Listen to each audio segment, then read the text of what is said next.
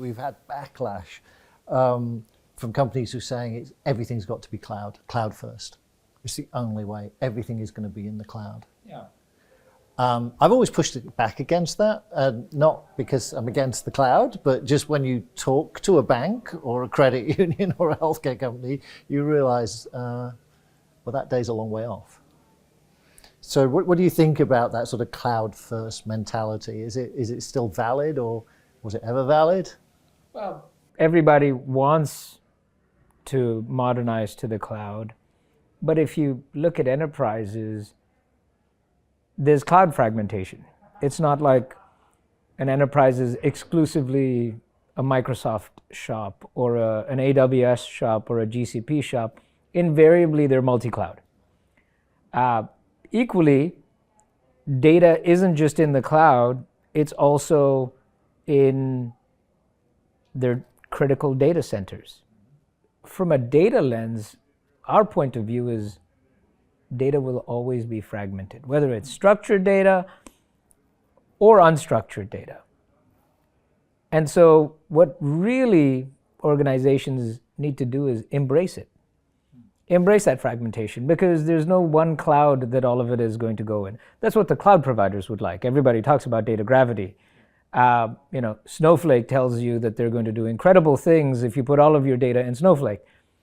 But that doesn't stop organizations from also having Databricks, as an example.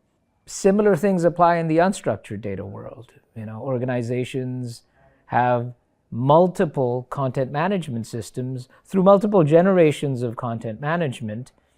There isn't necessarily one content management to rule them all. Now, Highland is uniquely in a position where we're the custodians of mission-critical unstructured data because we're driving mission-critical workflows off of that unstructured data. So we have market leadership in a certain type of unstructured data.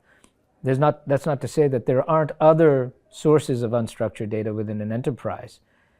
And in this world, I would much rather meet an organization's data where it is and start delivering value immediately than start the conversation with, why don't you move the data into our repository before I can deliver business value to you? And that's sort of where I'm coming from, because certainly, when I talk to buyers and users, it's like, well, they want me to move this here. Well, do you want to move it there? No. Yeah. I mean, and I think that's it, isn't it? It's just facing up to reality, right? Cloud first for some things, if that makes sense. If not, then not. But the point being here, I think you've been making, and Deep Analysis certainly been making for a long time. If things are fragmented, that's not necessarily a bad thing, right? HR data doesn't necessarily have to sit alongside data from somewhere else in your organization. It's not necessary, right? But that seems to be quite hard for people to get their head around, I think, because it's been pushed so hard for so long. Yeah, well, I mean, if you're going to embrace fragmentation, you have to embrace it from the standpoint of data is going to be in multiple clouds, and data is going to be in multiple architectures that are going to require a hybrid perspective, a multi-cloud perspective and a hybrid perspective. Even in a single hyperscaler cloud, it'll be in multiple S3 buckets across multiple tenants for the same organization. So there'll be fragmentation within an organization, within a cloud, across multiple clouds, across clouds and data centers, ground to cloud.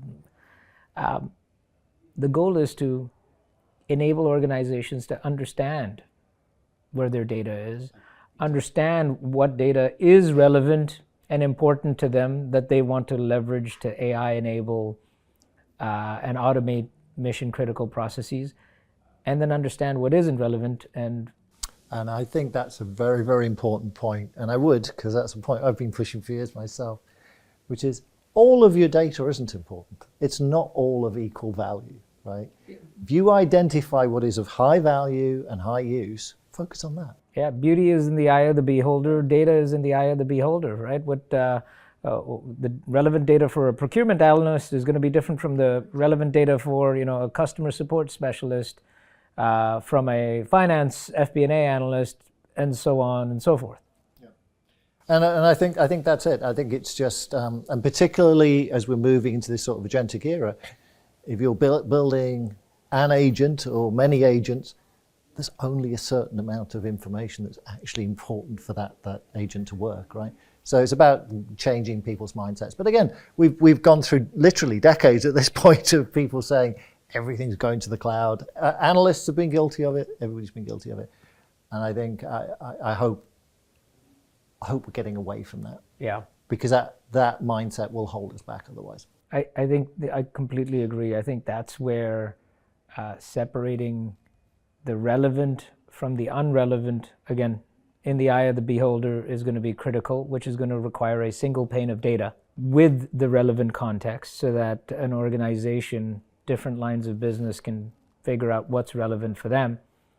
And then marrying that to the processes and the problems they want to solve and automate is where multiplicative value is going to happen. All of that historically would have been a SaaS app here, a SaaS app there, a workflow customization here, a workflow customization there, data migration into this SaaS app, et cetera, et cetera. That's where I think how you think about digital transformation in this fragmented world of data that has tremendous AI tailwinds to it is going to be radically revised. I think so too.